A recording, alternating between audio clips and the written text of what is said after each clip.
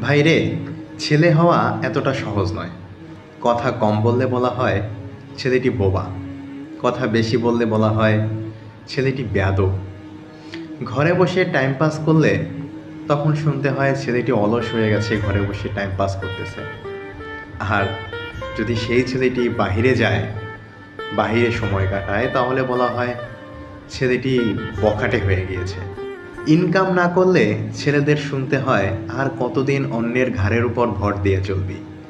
আর যখন সেই ছেলেটি ইনকাম করে নিজের শখ আহ্লাদ পূরণ করে, তখন শুনতে হয় ছেলেটি অহংকারী হয়ে গিয়েছে, ছেলেটির দেমাগ বেড়ে গিয়েছে।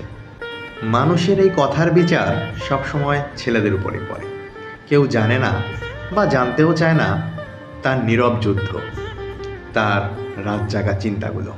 সবার মুখ বন্ধ করা যায় না, তাই নিজের কাজ করো, নিজের পথে চলো।